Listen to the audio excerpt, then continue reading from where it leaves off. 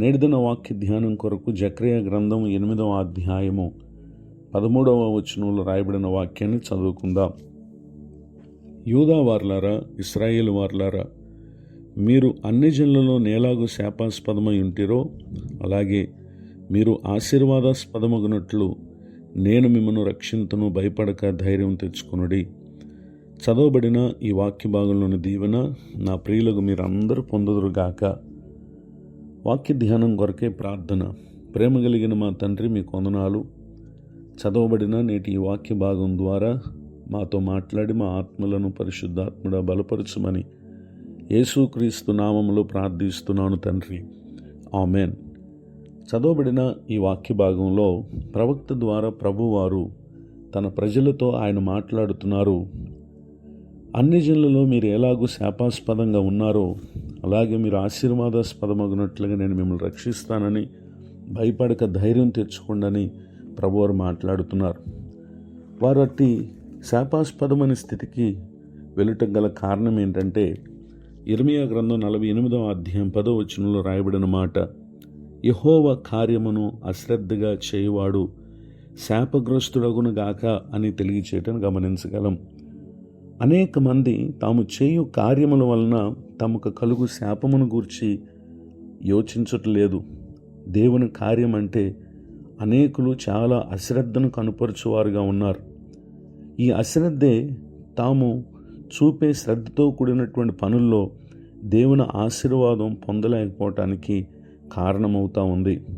జకర్యా గ్రంథం 7వ అధ్యాయము 8, 9, 10, 11 వచనాల్లో రాయబడినటువంటి వాక్య భాగాల్లో ప్రభువారు సత్యమును అనుసరించి తీర్పు తీర్చండి, ఒకరి యందొకరు కరుణావాత్సల్యములు కనుపరుచుకొనండి, విధవరాండ్రను, తండ్రి లేని వారిని, పరదేశులను, దరిద్రులను బాధపెట్టకుడి అని, మీ హృదయమందు సహోదరులు ఎవరికి కీడు చేయ తలచుకుడి అని చెప్పి ప్రభువు చెప్తా ఉంటే, వారు ఆలకింపనొలక మూర్ఖులే వెనకుండా చెవులు మూసుకునేటువంటి వారని ధర్మశాస్త్రమును పూర్వీకులైన ప్రవక్తల ద్వారా సైన్యములకు అధిపతి యెహోవా తన ఆత్మ ప్రేరేపణ చేత తెలియచేసిన మాటలను తాము వెనుకొనున్నట్లు హృదయములను కురివిందం వలె కఠినపరుచుకున్నటువంటి వారు గనుక సైన్యములకు అధిపతి యెహోవా యొద్ద నుండి మహోగ్రత వారి మీదకు వచ్చినటువంటి విషయాన్ని ఇక్కడ మనం చూస్తూ ఉన్నాం.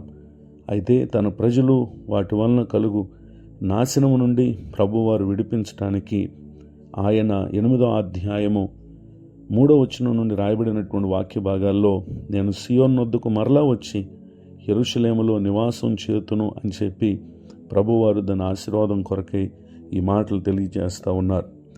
ఈ మాటలు వింటున్న నా ప్రియ సహోదరి సహోదరులు, దేవుని కార్యములను అశ్రద్ధగా చేయటం అది మనకు ఎంతమాత్రం ఆశీర్వాదాన్ని కలుగు చేయదు.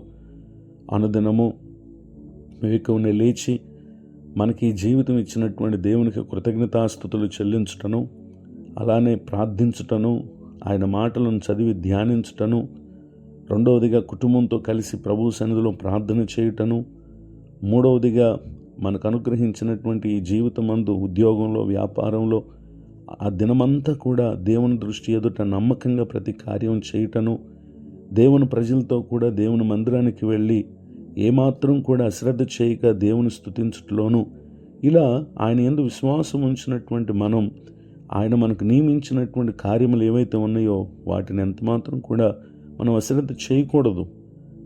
వాటి పట్ల మనం ఎప్పుడైతే శ్రద్ధను చూపిస్తామో మనం చేయు ప్రతి కార్యములలో దేవుడు మనకు ఆశీర్వాదకరమైనటువంటి స్థితిని అనుగ్రహిస్తారు.